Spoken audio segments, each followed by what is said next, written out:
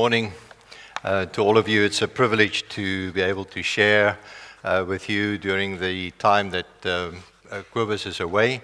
I want to remind you to pray for him. It's a time of relaxation and refreshing, and so please pray for him for the next 3 months. And so I hope you can endure me preaching here and sharing with you and helping out in the church for the next 3 months towards the end of January. In my preparation and prayers for this particular time, I thought we'll start with an early Christmas. And the series that I want to share with you over the next about 8 weeks or so until Christmas Day, I want to call Journey to Christmas. And December is just around the corner. So 1 month from December, and once December strikes us, then we are basically going down or up, whichever way you want to look at it. But for many people, for most of us, it represents a holiday. It represents children or family coming together and visit, overeating actually, and presents and gifts and trees and lights and many, many, many other things. And for most of the world, literally, it means a time of shopping and giving and blessing other people and just coming together. But for Christians, it is also and should be primarily a vivid and a regular reminder of the greatest event that the world has ever seen, and that is God becoming a human, God being born in a stable in Bethlehem in order to bring salvation to the world. And that's really what I want to focus on and systematically work our way through the first couple of chapters, in fact, halfway through chapter 2 of the book of Luke, the Gospel of Luke. So for all of these weeks coming, we will be looking at Luke together. Today is really just an introduction, mostly to the Gospel of Luke as we find it in the Bible. And looking at his purpose, why he put together this particular gospel, and what we can learn from that. And then starting next week, we will basically work our way systematically through these early chapters of Luke in order to prepare our hearts for what is coming in Christmas, or at least what we are celebrating in Christmas or during Christmas. So today, the message is having certainty and really just having that absolute certainty that what we find in the Bible and what we have been taught and what we hear, what we share together as a congregation, we can actually know for certain that it is true, that it is based on God's word, that it is based on what God has done in this world. Knowing with certainty what I believe. And I want to put this as a challenge to you, even as we start today. Do you know what you really, really, really believe? Do you know, and can you defend what you believe? And we'll come back to that towards the end of the message. But I want to read Luke chapter 1, verses 1 to 4. I will always be referring to the English Standard Version, which I think is a modern translation, but it's the most literal one. And so I'll be preparing my messages using the ESV. You can use other translations if you wish. The NIV is something, and this, in fact, the Bible I have here is actually an NIV, New International Version. But I believe the ESV is more literal and more correct in terms of the actual translation. But some of the more modern and other translations just expand a little bit. So feel free to read more widely. But from a reading point of view here in the service, I'll be using the ESV. And this is what it says. Inasmuch as many have undertaken to compile a narrative of the things that have been accomplished among us, just as those who from the beginning were eyewitnesses and ministers of the word have delivered them to us, it seemed good to me also, having followed all things closely from some time past, to write an orderly account to you, most excellent Theophilus, that you may have certainty concerning the things you have been taught,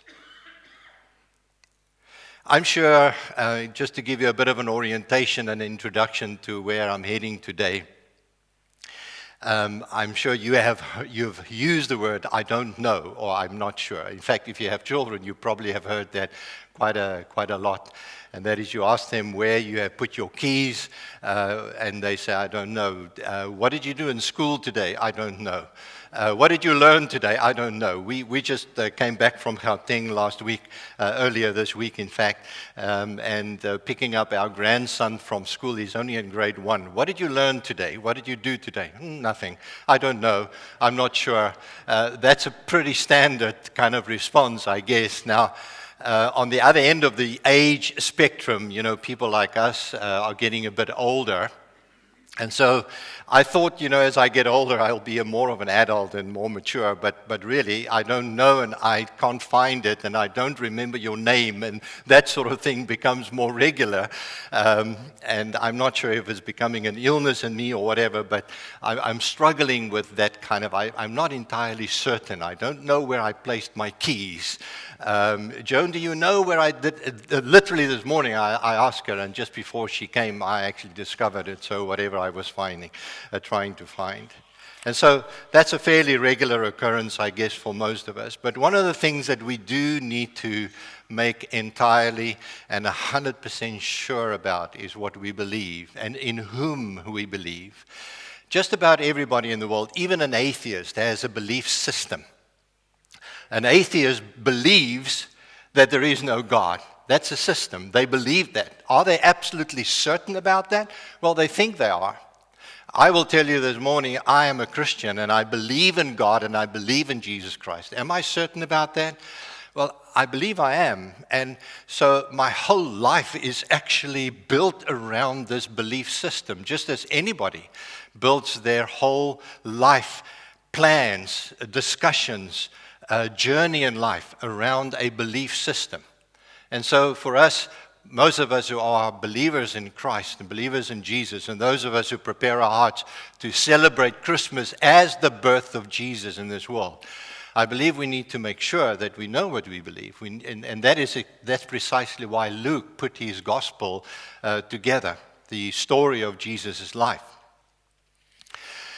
There are many things that we can be unsure about, unsure what's going to happen tomorrow, unsure where we placed our keys or whatever it is. But the one thing that is absolutely important is knowing what you believe. There are different reasons for us to ensure that we know what we believe. Different people in the world, different people in life. For example, growing up as a Christian, and I did. My dad was also a pastor, so I was introduced to the Christian message and the gospel from an early age. But there was a time when I started to wonder about this. Is it just something I inherited from my parents? Am I a Christian simply because I was born in a Christian home?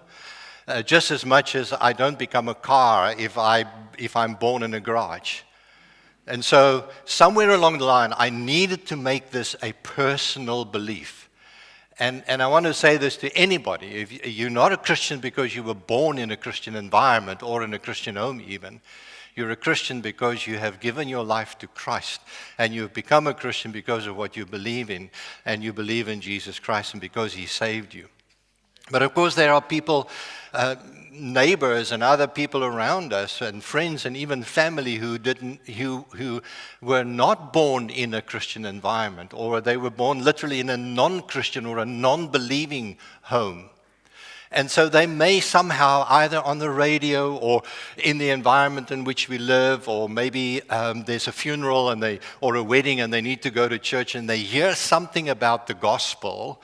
And so suddenly they have to ask themselves, is this really true? Is this what other people around me believe? And how can they prove it? And how can I know that that is true or not true? How can I prove it or disprove it? And so people that are growing up in a non-Christian environment also need to ask that question, and some people do.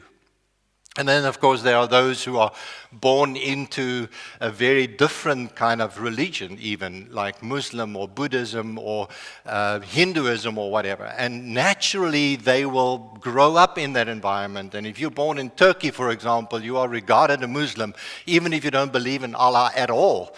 You are simply a Muslim because you're born in Turkey or any other of these Muslim countries.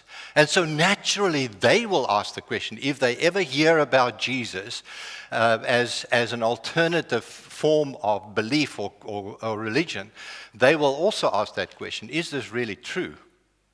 And how can I know that it's true? Because their faith system has been ingrained in them by their upbringing and by their environment as well.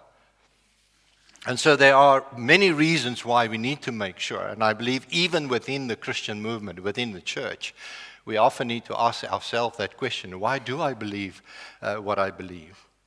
By the time that Luke wrote this gospel, it was about the middle of the 60s AD, just before the Apostle Paul died and he was persecuted and executed, probably in Rome by Nero.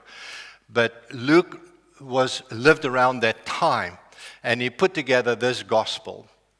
By this particular time, it's about 3 decades on from the resurrection and the ascension of Jesus Christ. So by now, the gospel has spread around the world, the Roman world, that is.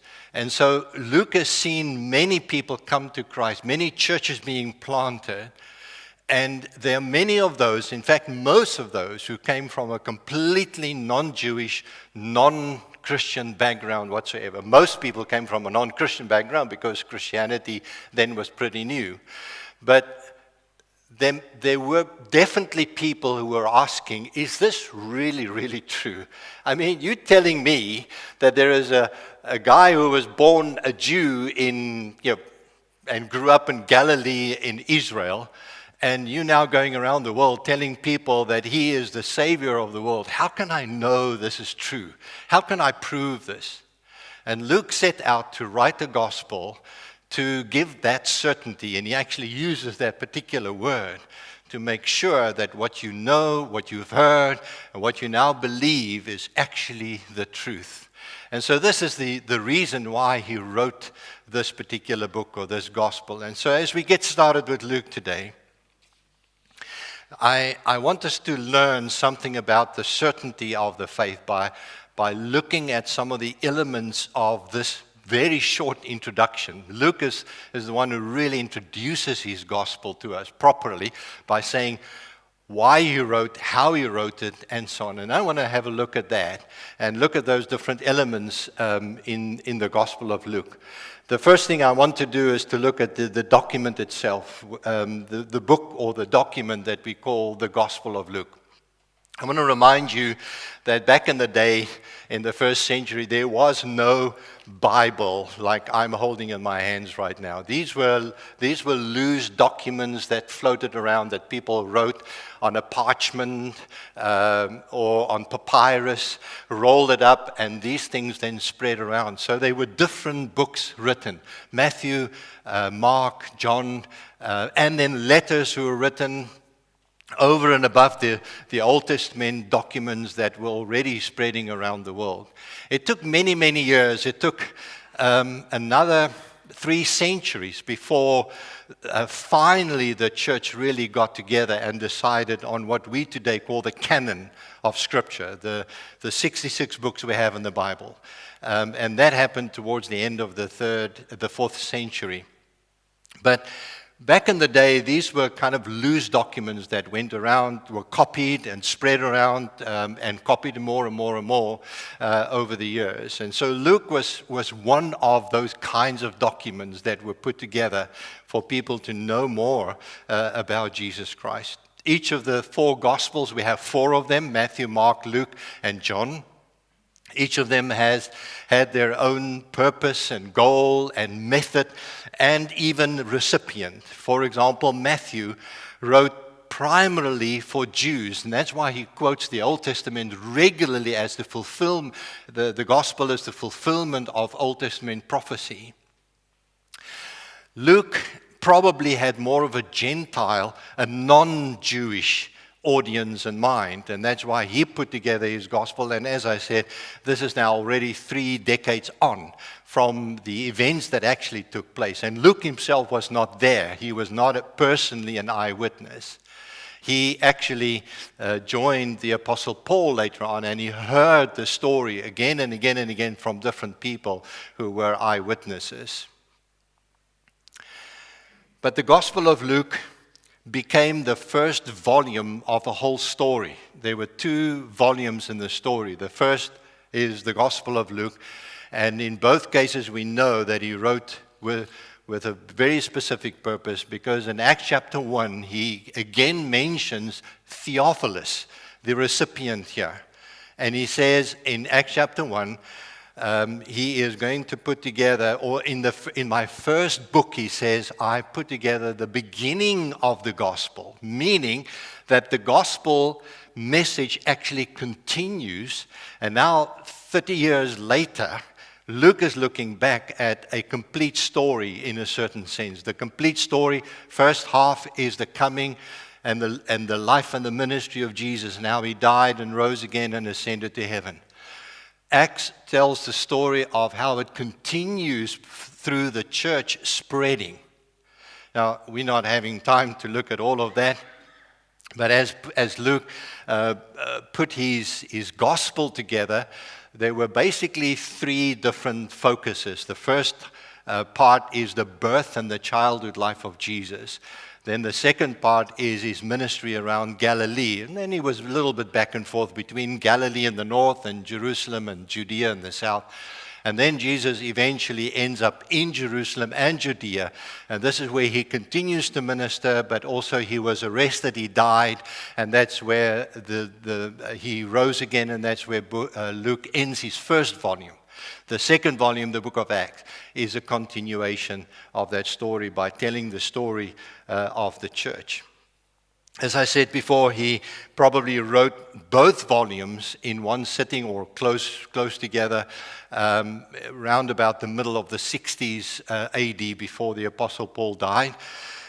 Many non-believers and perhaps even new believers may have wondered whether this movement is simply a fly-by-night. Is this one of those things that will come and go, or is it something that will continue and impact the world around us? Luke wrote to dispel any doubt, highlighting the life and the ministry of Jesus, which he carefully researched, he said, and then continues to tell the story. And he has been an eyewitness of the rest of the story, partly at least of the rest of the story, as the church got established and he traveled with the Apostle Paul. So that's the book itself, the document. The second part of the book, or the second part of my message today, is looking at the author Luke. And I think, Connor, you just need to move that thing forward. So we're looking at the author, Luke. Although the author never mentions his own name, there is absolute strong evidence from the early church fathers, people like Irenaeus, Ignatius, and Tertullian, who lived just in the 2nd century AD, and on that Luke was the one who put this document together. And so Luke himself does not mention himself, although when you get to the book of Acts, we have what we refer to as the so-called we passages. He talks about we went from one place to another. In other words, he begins to join himself to the Apostle Paul, essentially, so we know that Luke, or at least the author of Acts, is one who was with the Apostle Paul. That is also the reason why Luke was eventually included into the canon, into the biblical canon, because he was so closely associated with the Apostle Paul that what he put together was acceptable to the early church later on, to include his book also in our Bible. Luke was more likely a Gentile convert to Christianity. We have no information whatsoever, as opposed to Titus and a few others where we know that they came from either a half-Jew or a Gentile background. We are told about their conversion, but Luke, we have no idea. He suddenly appears out of nowhere in the story in the book of Acts, and now we have his gospel. But we do have references to him in Colossians chapter 4, verse 14. Paul refers to him as a medical doctor. And then also in Philemon chapter 1, verse 24, we find that Luke is named by Paul as one of his companions. So we know that he was a companion of Paul, traveling with him. Luke was also able to write about the spreading of the early church now as an eyewitness, because he has seen and he's been there with the Apostle Paul as he traveled with him, and he's seen churches being planted on a regular basis. So he could write in retrospect to say, this gospel message that I'm writing in Luke has actually been spreading around the world, and I can vouch for its authenticity. Let me talk a little bit about the recipient, the man by the name of Theophilus. The name Theophilus comes from two Greek words, theos, which means God, and then philos, which means friend or love. And it can be translated as either a person loved by God or a friend of God. And so there were those in history and studying the scriptures who believe that perhaps it's a generic name for anybody who would want to be a friend of God.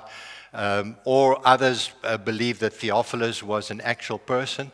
There is no other evidence apart from Acts chapter 1, verse 1 and Luke chapter 1, verse 1, where there's any other reference to Theophilus as a Christian, a believer or anything. So we have to kind of just say we don't know exactly who he was. My personal feeling is that Theophilus was known to Luke. He was probably discipled by Luke, and he had questions about the faith, about Christianity, about Jesus. Is this really true? I want to believe, and Luke is putting it together because Theophilus probably became a Christian or a follower of Jesus, and he needed that assurance that what he is believing is actually true. It is based on history. It's based on God's revelation. It's based on what God was doing in this world. And that's why Luke said, I'm going to put together for you, Theophilus, a very systematic description, narrative, he calls it, a story of the life of Jesus, and then ultimately the life of, or the history of the church. Theophilus, the name also suggests that he himself also was a Gentile. He does not have a Jewish name, but a Greek name. And so there's very likely that he was a Gentile, and therefore probably even needed more assurance that Jesus was a real person 30 years later after Jesus is gone. I mean, there's no more evidence that he's here physically. There's no body. There's a lack perhaps of historical documents about that. And so Theophilus needed that assurance, and we don't know where he lived. Luke calls him or refers to him as most excellent, which is a Roman term for a title of respect. In Acts chapter 23 and in 26, Paul refers to some Roman officials by that same title.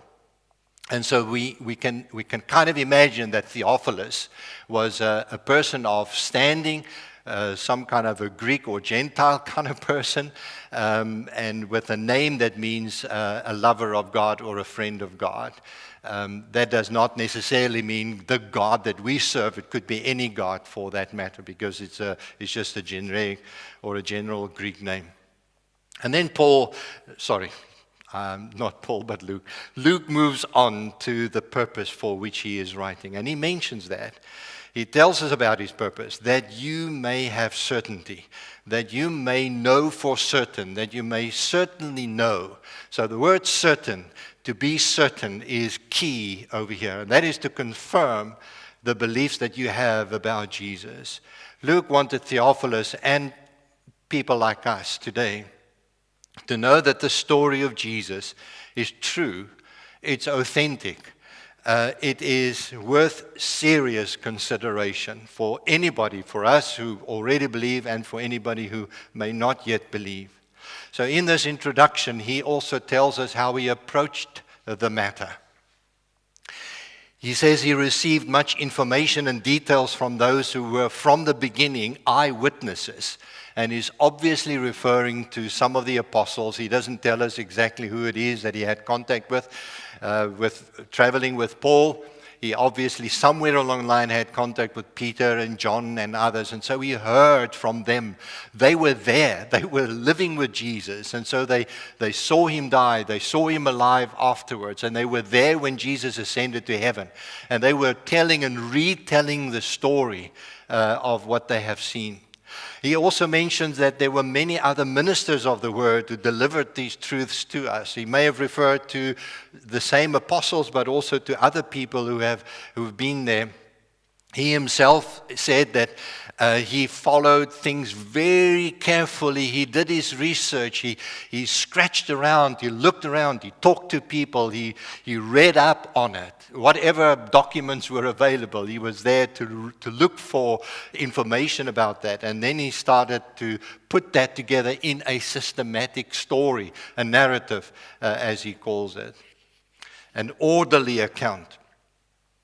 And it's also true as he starts this, he says, many have undertaken to draw up. Many, meaning that there were plenty of other writings already about this. We have at least, and there's more, by the way, available. Many of them are unauthentic, but we have at least 3 others, Matthew, Mark, and John. Now, the likelihood of Luke consulting and looking at Matthew and Mark is extremely strong. There are passages in Luke that are almost word for word exactly the same as what you will find in Mark and Matthew's Gospels. And the 3 of those Gospels, in fact, are mentioned or are called the Synoptic Gospels, because when you look at a synopsis of those 3, they look so similar in many, many respects. John is different. John took a very different approach. He was probably writing much later anyway. But there is almost no doubt that Luke either had access to Matthew and Mark, or all 3 of them had access to similar documents that they consulted and word for word put it down and wrote their documents. These were documents written by normal human beings under the inspiration of the Holy Spirit. And that's why they ended up in the Bible, which for us is the only inspired word that we can ever have and listen to. And that has been studied again and again and again. So careful research for Luke included listening to the witnesses, gaining information from people, doing his own research, and also consulting other books that have been written about the life of Jesus. So, having said all of that, which is a bit of a teaching session, what do we make of this? I mean, what is it that I can take from this today? I believe there are some encouraging truths from this very short and brief introduction by Luke. Going back to what I've mentioned already, when we look at the book itself, I can tell you that I believe, and I hope that you believe, that Jesus was a historical figure. That has been proved. There's very, very little doubt in the minds of most people around the world that Jesus was actually a historical figure. Now, whether he is the Savior of the world, whether he is God become human being, that's an argument that other people will have. But in terms of being a historical figure, there's no doubt. And what we have here in the Bible is historical in terms of it actually happened, just the way it has been described. But Jesus had, and this is what we need to believe, is that he had a supernatural arrival in this world, and that he fulfilled God's plan that he had even from Genesis chapter 1 and right throughout the Old Testament, that Jesus is the fulfillment of God's plan.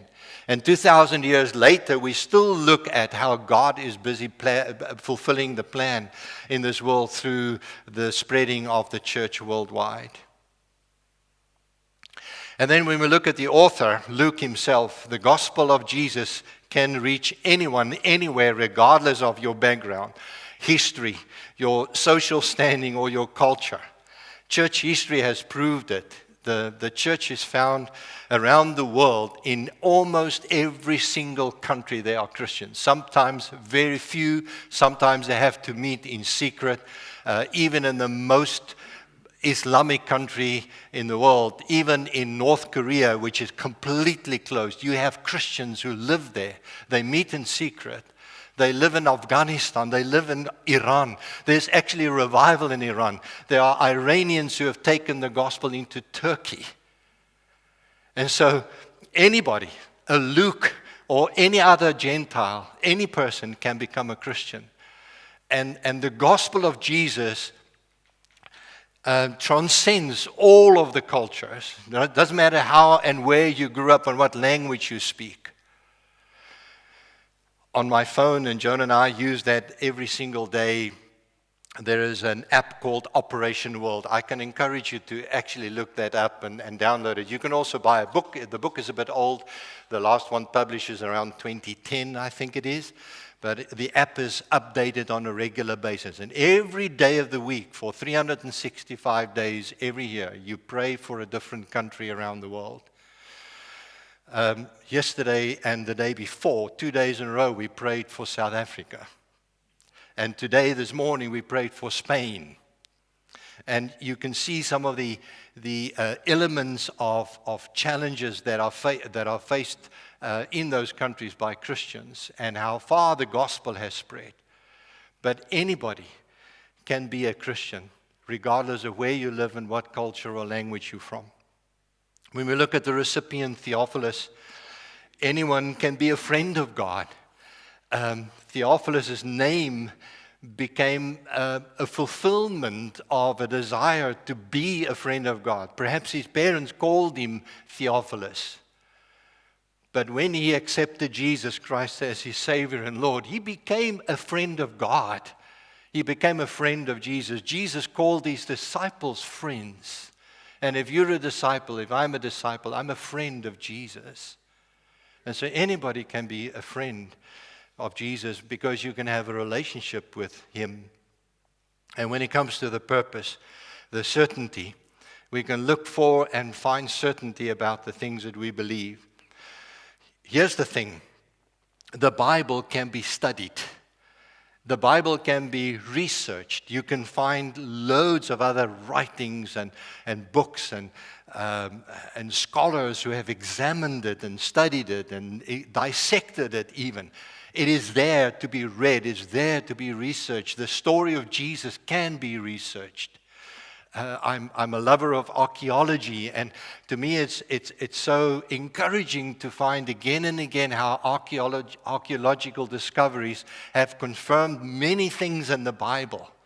Not everything in the Bible can be confirmed by archaeology or other sources, but the fact that Jesus is a historical figure, the fact that he lived, the fact that the Old Testament is real, and there's so many archaeological digs and discoveries that confirm the things that we find in the Bible. And therefore, it is there for anybody, for you and I, for anybody to study, to research, and to find out, and to make sure what we believe is actually true. So our challenge today, and I want to conclude with this, is that to ask the question, do you know for certain what you believe? I said I would come back to this. Do you know? Do you know what you believe? Do you know what you build your life around? Because if the Bible is correct, and I believe it is, then this life is not it. There is another eternity coming. And God has made available to us a way that we can find forgiveness of sin, salvation, and the certainty of eternal life. Not just life here, but eternal life. And so when I die one day, I know that I will be with Jesus, and I know that I will be there for eternity. The Bible is true. Do you know what you believe? If someone asks you about Christianity, do you have at least some arguments? Do you at least have something that you believe, that you know for certain that you can transfer to that person or tell them about? Or is Christianity just another form of a religion? Is it something you're born into and you're not questioning it any further? I believe even born into a Christian home, as I said earlier, you still need to make sure that what you have been born into and what you now believe is what you really believe, and that it's true. For serious followers of Christ, it's important to know Christianity is not just another equal belief system to other beliefs. It's not just one way to God. It is the way, the only way. Jesus said, I am the way, the life, and the truth. And there is no other way. And we need to find salvation in that way. It's more than a culture. It is not something that I just inherited from my parents. It's a relationship with Jesus, who is the Savior of the world.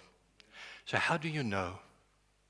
Let me give you just 2 ways, and I believe they are most important. The first one is the Bible itself. It's the only truth we have. This is God's revelation. There's no other revelation, by the way. No word, no preacher, no prophecy, no anything. This is the truth, okay? So if you don't believe this, there's no other more revelation coming. This is it. So this is where I find my assurance that I believe in Jesus Christ and in God and salvation. It is supported, though, by the second, and that is the working of the Holy Spirit in my own heart and own mind.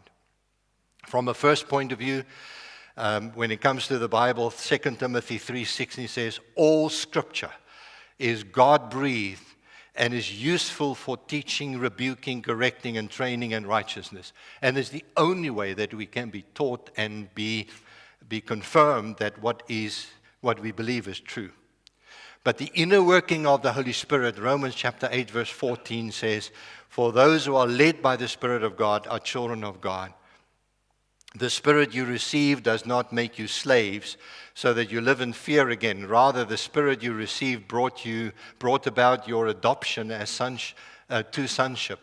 And by Him we cry, Abba, Father. The Spirit Himself testifies to our spirit that we are God's children.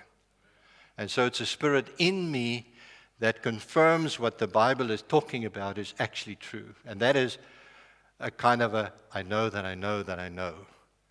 And nobody can take that away from me. And so the question is, once again, are you certain? Do you know what you believe? Let's pray. Father, I thank you so much for your word. I thank you that you left us with the Bible in its fullness as your revelation to us. Help us to stay within your word. Help us to be guided by your word. Help us, Lord, to be open to the conviction and guidance of your Holy Spirit inside of us. And thank you that you have left us the Spirit, given us the Spirit, so that we can be certain that we are your followers, that we are your children. And so, Lord, help us and confirm again and again and again to us that what we believe is true. We pray this in Jesus' name. Amen.